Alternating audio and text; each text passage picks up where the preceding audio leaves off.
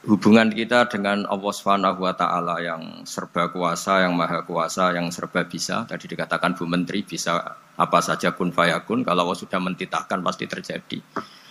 Itu kira-kira seperti ini. Saya ini bawa cincin dari besi mungkin atau dari apa itu? Ya besi lah atau perak. Yang jelas tidak emas ini karena saya cowok. Yang jelas tidak emas. Saya bawa kertas.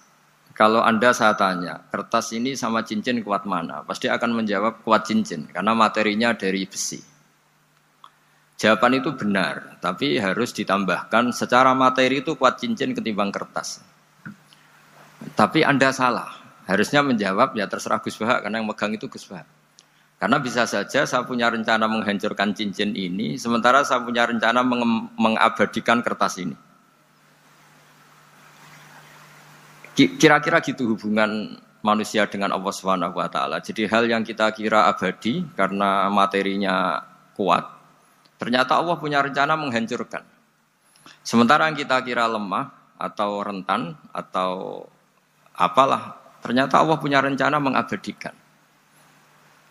Di sini kemudian istilahnya orang-orang tasawuf, wa tafwidil umur ila mudabbiriha. Kita sebagai manusia menyerahkan urusan pada pengaturnya, pada yang punya. Bukan wilayah kita mengatakan cincin ini lebih kuat ketimbang atau lebih abadi ketimbang kertas. Karena saya punya rencana menghancurkan cincin, tapi ingin mengabadikan apa? Kertas. Sehingga tentang pandemi, tentang tragedi sosial, tentang apa saja, kita tidak pernah tahu rencana Allah itu mana yang lebih awet. Jangan-jangan kita takut pandemi, saya berkali-kali ngaji, mati kita kecelakaan. Jangan-jangan takut kecelakaan, mati kita karena ngelindur, tiru kebablasan, nggak bangun. Gitu. Kita takut mati ngelindur, mati kecelakaan, jangan-jangan mati kita karena likuifaksi, karena gempa atau karena tsunami. Nah, hal-hal seperti ini yang terus menjadikan kita bilang dan berkeyakinan hasbunallah wa ni'mal wakil. Hanya Allah yang tahu dan semua urusan mencukupi kita hanya Allah. Tadi kata Bu Menteri kita akan menghadapi ini dengan ilmu pengetahuan dan pengalaman. Oke, saya sangat setuju itu. Tapi lagi-lagi bangsa ini dan seluruh tren dunia itu kalau misalnya baru tsunami ya semua orang ramai ketakutannya pada tsunami. Ilmuwan berteori bahwa tsunami siklusnya sekian tahun per sekian tahun. Nanti pas gempa juga gitu, pas likuifaksi juga gitu. Nanti kalau mudik mungkin ketakutan orang sama kemacetan sama macam-macam lah. Takut kecelakaan laka di jalan dan sebagainya. Sehingga sebelum ngaji ini lebih jauh, pastikan bahwa tidak dalam wilayah kita mengatakan bahwa cincin ini lebih abadi, lebih awet ketimbang kertas. Tapi kita harus menjawab secara materi cincin itu lebih awet ketimbang kertas. Tapi secara hakikat ya terserah yang mengendalikan, terserah yang punya, rencananya apa. Nah, di sini pentingnya ngaji. Karena dari ngaji itu kita akan kembali ke ma'rifatullah, ngerti Allah yang sebenarnya. Sebab itu di surat Isra disebut pada akhirnya ngaji itu apa? Subhanalladzi asra bi 'abdihi lailam minal masjidil haram ilal masjidil aqsa alladzi barakna haulahu. Tujuan akhirnya linuriyahu min ayatina. Bahwa Mi'raj itu hanya bagian kecil yang dingertikan kita betapa dahsyatnya kekuasaan Allah Subhanahu wa taala. Betapa tidak terbatasnya kemampuan dan kebisaan dan kudrahnya Allah Subhanahu wa taala. Makanya masih dikatakan min ayatina, itu masih sebagian kecil dari ayat-ayatku kata Allah. Lalu dalam surat Kahfi diterangkan, ketika orang kagum dengan Ashabul Kahfi yang bisa tidur dalam keadaan hidup 309 tahun atau Masehinya 300 tahun, kalau Hijriahnya 309 tahun. Itu mungkin kalau kita ilmuwan, ahli baksil ya, atau ahli apalah, itu mungkin lebih kagum tentang nyamuk. Saya berkali-kali bilang, andaikan kita sepakar-pakarnya, terus disuruh bikin nyamuk itu, nggak usah bikin nyata hidup, bikin patungnya saja. Nyamuk itu sekecil itu, kemudian punya jantung, jantungnya punya urat. Uratnya punya kuman, kumannya juga punya urat. Bayangkan saja sudah tidak bisa. Sehingga ketika orang terdetak kagum sama Ashabul Kahfi, kata Allah, am hasibta anna ashabal kahfi warraqimi kanu min ayatina ajaba. Apa kamu kagum tentang Ashabul Kahfi dan batu-batu yang dipahat di situ? Bukankah dalam kekuasaan kami ada yang selalu menakjubkan? Artinya, andaikan kita ilmuwan tentang embriologi, tentang hewan, tentang kuman, mungkin cerita tentang nyamuk itu lebih dahsyat ketimbang tidurnya Ashabul Kahfi yang 309 tahun. Karena kemampuan Allah menciptakan nyamuk yang kecil, sangat kecil, super kecil. Kemudian kecil itu ya punya jantung tentu lebih kecil lagi. Belum uratnya jantung itu, belum nyamuk juga di dalamnya menyimpan calon-calon keturunannya. Kayak apa kecilnya lagi? Nah, di sini Allah mengingatkan kita, innallaha la yastahi ayyadriba matsalam ma ba'udatan fama faqaha. Allah tidak pernah malu jika dalam menunjukkan kekuasaannya Allah memberi contoh seekor nyamuk. Karena nyamuk ini andaikan kita, tadi saya ulang lagi, andaikan kita ilmuwan yang nekuni itu, strukturnya bisa melihat, bisa nyari pasangan hidupnya, dan bisa hamil, bisa melahirkan, atau bisa menelur dan sebagainya. Maka kita akan kagum sekagum-kagumnya betapa kita di depan kekuasaan Allah Subhanahu wa taala tidak siapa-siapa dan akhirnya kita ikrar seikrar-ikrarnya asyhadu alla ilaha illallah bahwa tidak ada kekuasaan selain kekuasaan Allah Subhanahu wa taala.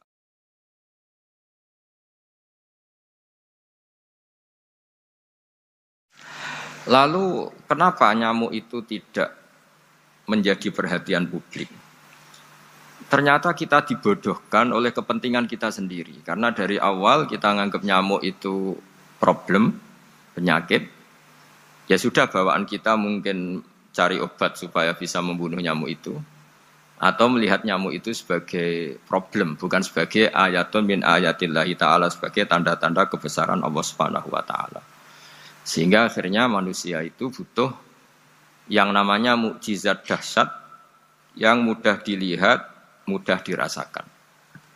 Akhirnya kita tahu dalam sejarah para nabi, Nabi Musa minta mukjizat Laut Merah dibelah sehingga bangsa Israel bisa melewati kejaran Fir'aun dan sampai selamat dari kejaran Fir'aun. Nabi Soleh umatnya minta keajaiban yaitu onta keluar dari batu besar. Dan Nabi Soleh menuruti, akhirnya ada onta yang keluar dari batu besar. Begitu juga nabi-nabi sebelum itu atau setelah itu, selalu ada mukjizat yang memang manusia tidak mampu. Nah, kata tidak mampu ini yang semua umat para nabi tidak akan seunggul umat Nabi Muhammad SAW. Karena kita sebagai umat Rasulullah SAW untuk merasa tidak mampu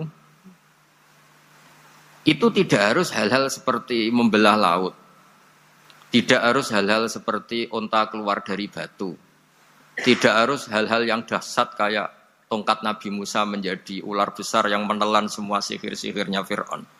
Kita sebagai umatnya Nabi selalu tiap hari bilang innallaha ala kulli syai'in qadir, hanya Allah yang mampu. Allah mampu atas segala hal.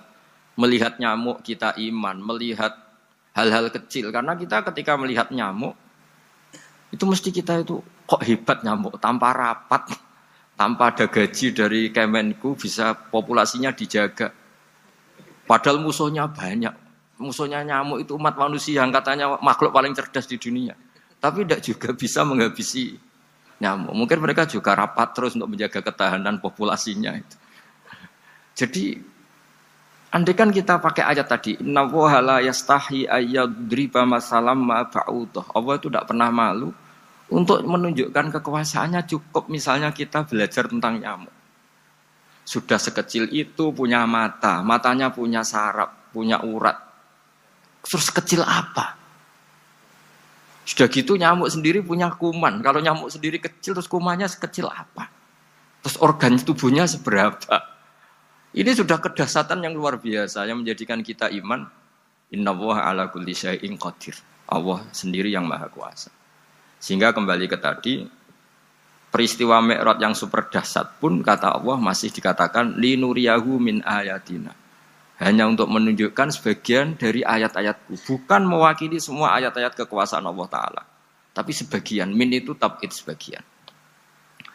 Lalu sebelum kita jauh belajar, kita sendiri juga, saya sendiri masih belajar. Kehebatan Rasulullah Shallallahu Alaihi Wasallam, Nabi akhir zaman. Kenapa hebat? Itu diantaranya adalah karena mukjizat tongkat itu pada akhirnya diletakkan di museum.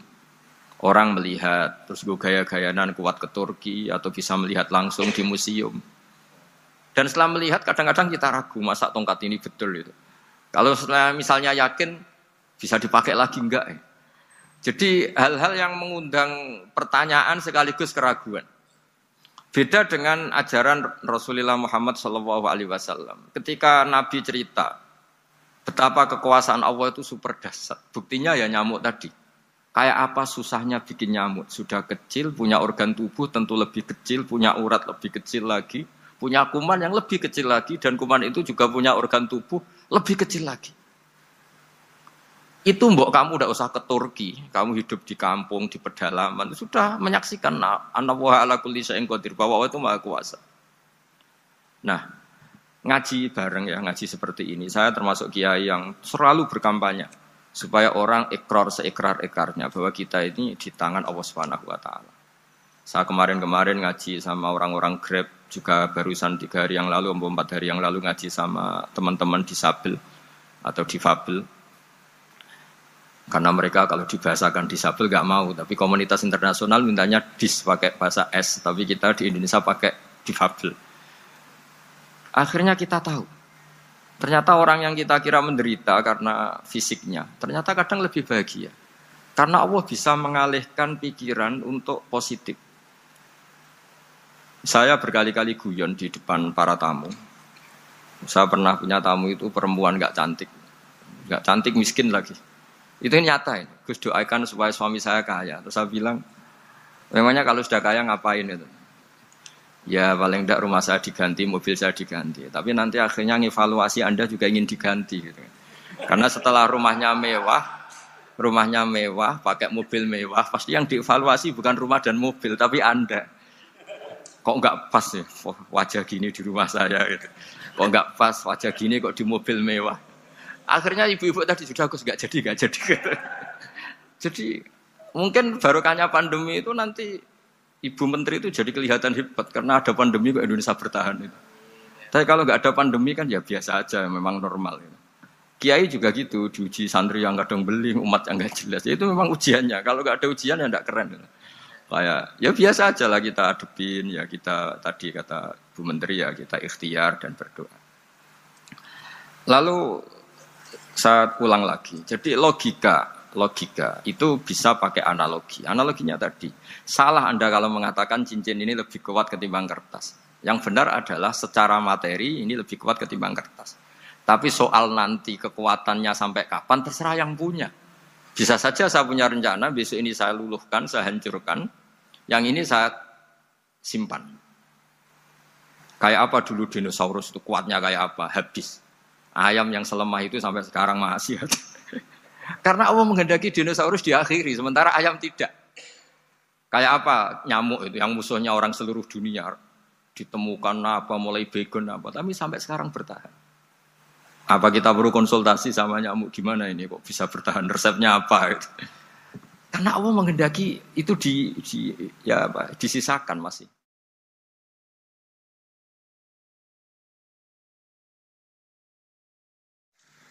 Nah, kemudian kenapa ada peristiwa Isra Mi'raj? Saya termasuk orang yang sering menulis tentang fikih sholat, tapi nulis saya untuk diri saya sendiri tak pakai ngaji. Tidak, saya bukukan, memang saya sengaja karena ribet biasanya penerbit itu. Terus bicara royalti apa, kita kan mulai kecil dilatih ikhlas, jadi kalau komersial itu jadi bingung. Karena tidak biasa komersial, jadi kalau diajak komersial itu malah jadi bingung. Nabi ketika Mi'raj, ini yang jarang dikaji. Sebetulnya kalimat-kalimat dalam sholat, pertama Rasulullah Muhammad SAW ketemu Allah, itu Nabi maju. Maju ini Jibril sebenarnya mau ikut. Karena Nabi bilang, ya Jibril jangan tinggalkan saya sendiri. Terus kata malaikat Jibril, sudah makam saya sampai sini, kelas saya sampai sini aja. Enggak, kamu harus nemani saya. Ketika memaksa nemanin, beliau tidak kuat. Di beberapa riwayat dijelaskan sampai beliau pingsan, sampai beliau tidak sadar. Akhirnya terus ada ayat, wa ma minna illa lahu maqamun ma'lum. Kita punya kelas tertentu yang enggak levelnya sampai sana. Akhirnya Nabi masuk wilayah itu, area itu. Dan Nabi ngendikan at-tahiyatul mubarakatus sholawatut thayyibatulillah. Kira-kira maknanya semua kehormatan, semua kebaikan, semua yang bersembah suci itu milik Allah Ta'ala. Lalu Allah menjawab, Assalamu alayka ayyuhan nabiyyu wa rahmatullahi wa barakatuh. Bahwa kamu Muhammad mendapat salam dari saya, mendapat semua kehormatan, semua keselamatan. Kemudian Nabi itu karena sebagai hamba yang tidak egois, tidak ingin kalau nikmat dirasakan sendiri, tidak ingin kalau sedang senang beliau sendiri yang merasakan, beliau ngendikan Assalamu alayna wa ala ibadillahi sholihin. Ya Allah tolong bahwa status selamat itu tidak hanya milik saya, tapi milik siapa saja yang soleh. Soleh itu ya sesuai kelas masing-masing. Setelah itu para malaikat melihat kebaikan Nabi yang seperti ini, melihat mentalnya atau keinginannya yang luar biasa untuk baik kepada semua orang, wa ala ibadillahi sholihin. Terus malaikat saat itu rame-rame bersaksi asyhadu alla ilaha illallah wa asyhadu anna muhammadar rasulullah. Catatannya apa di sini? Bahwa ternyata kesaksian tentang syahadat itu dimulai rasa tidak egois. Merasa bahwa rahmat ini harus dirasakan semua orang. Wa ma arsalnaka illa rahmatan lil alamin. Jadi rahmat ini harus dirasakan banyak orang. Kita tahu misalnya Islam melarang narkoba misalnya. Memang narkoba itu mengganggu. Hampir semua kecelakaan rata-rata faktor supir itu narkoba. Begitu juga pembunuhan yang sadis, rata-rata efek dari pengaruh narkoba. Sehingga Islam keras sekali tentang narkoba. Dan alhamdulillah di Indonesia ditangani BNN yang sangat serius melawan narkoba. Nah, keputusan Islam melarang narkoba itu keputusan yang luar biasa, yang menjadi berkah bagi semua. Begitu juga keputusan Islam tentang melarang zina, melarang perbudakan, melarang penipuan. Dan Islam mendukung misalnya gerakan nikah, gerakan adil, gerakan keseimbangan dan kemanusiaan. Sehingga agama ini akan dinikmati siapa saja karena ajarannya. Lalu agama ini bisa nikmat, itu solusinya gampang menurut Rasulullah, yaitu sholat. Nabi itu kalau pusing menghadapi banyak hal, yaitu mesti keluar masuk. Terus tanya sama istrinya, kapan waktunya sholat? Kapan Bilal datang? Dulu kalau mau waktu sholat, Bilal datang, ngetok pintu Nabi, ya Rasulullah sekarang waktunya sholat. Itu Nabi membahasakan sholat itu unik, ini tentang Mi'raj ya, karena hasilnya ya sholat tadi. Arikhna ya Bilal. Arikhna itu tolonglah bikin nyaman saya dengan sholat. Sebelum kita belajar sholat secara serius, gampang. Kalau kita misalnya menteri atau kita ajudan atau kita apa, kayak apa asiknya kita kalau ngomong-ngomong sama presiden, bercengkrama dengan presiden atau dengan menteri atau dengan kiai, dengan atasan. Sholat itu media di mana kita asik dengan Allah Ta'ala. Kalau kita bisa asik dengan atasan yang manusia, apalagi ini asik dengan Allah Subhanahu wa ta'ala. Sehingga kita harus malu kalau sholat tidak asik. Kita ketemu orang yang kita hormati saja asik, masa ini ketemu Allah Ta'ala tidak asik. Sehingga dulu, bawaannya orang dulu itu kalau sholat, untuk tidak cepat itu harus diperintah. Dulu para nabi, para sahabat, kalau sholat itu lama-lama. Sehingga sampai nabi yang turun tangan, wahai para sahabatku, kalau kamu jadi imam jangan lama-lama. Karena dulu semua orang itu penikmat sholat. Sehingga untuk tidak lama itu nunggu diperintah. Kalau kamu jadi imam jangan lama-lama, kasihan makmumnya itu.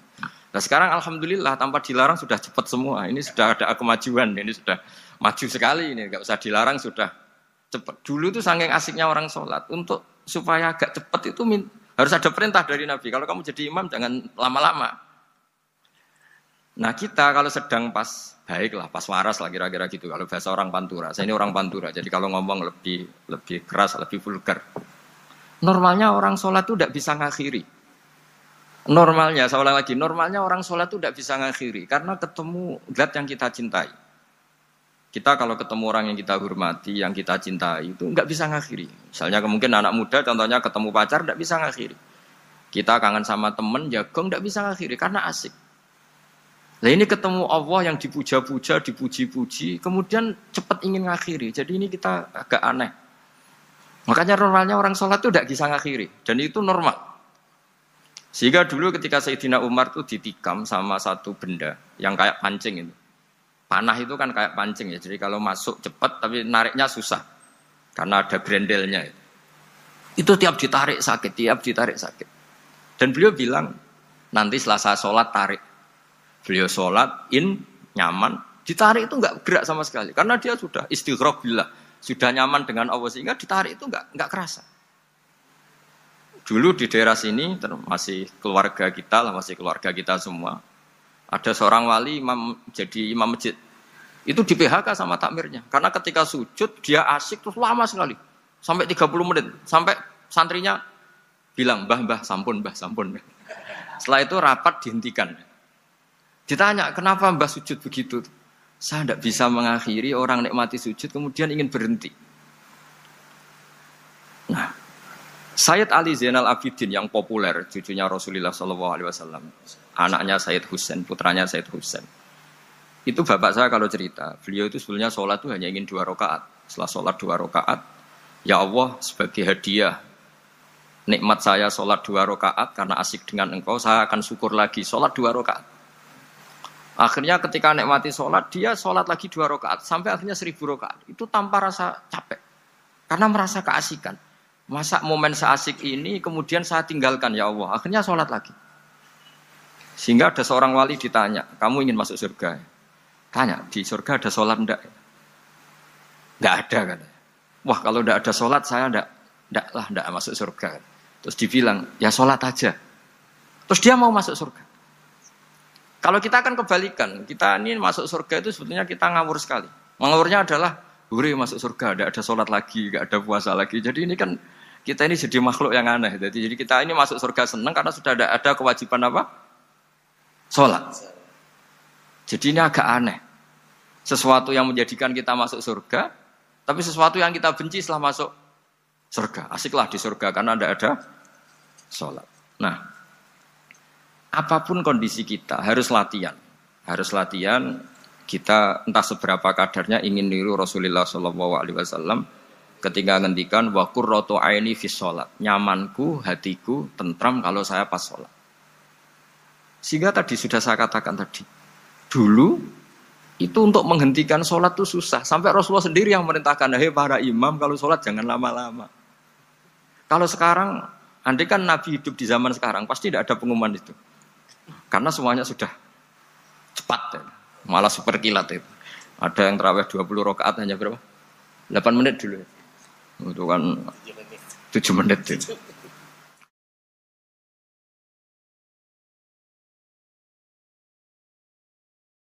Nah kalau sampean tanya saya, kenapa sholat begitu asik? Yaitu tadi kita diajari analogi. Analogi itu ya kias. Jika kita bisa asik ngomong sama orang yang kita cintai, bisa orang tua, bisa anak, bisa cucu. Itu rasanya mengakhiri itu enggak bisa. Karena bawaannya asik. Apalagi ini kita munajat, bercengkrama dengan zat yang kita butuhkan sebelum kita ada, sampai setelah kita ada, sampai setelah kita tidak ada. Kita semua akan hasbunallah wa ni'mal wakil. Sehingga dulu bawaannya orang dulu itu, saya cerita sedikit. Ada orang mau meninggal, namanya Umar bin Abdul Aziz. Itu Khomisul Khulafa, orang yang terkenal adil. Ketika mau meninggal, senangnya bukan main. Ditanya, kenapa engkau senang? Memangnya kalau saya mati mau kemana? Ketika saya hidup dengan segala nikmat itu ya karena Allah Ta'ala. Saya nanti mati ke zat yang sama. Dikelola oleh zat yang sama, yaitu Ar-Rahman Rahim. Dulu saya disayangi Allah, paling setelah mati juga disayangi Allah. Karena yang jadi Tuhan setelah mati, Tuhan yang sama ketika di dunia, yaitu Rahman Rahim.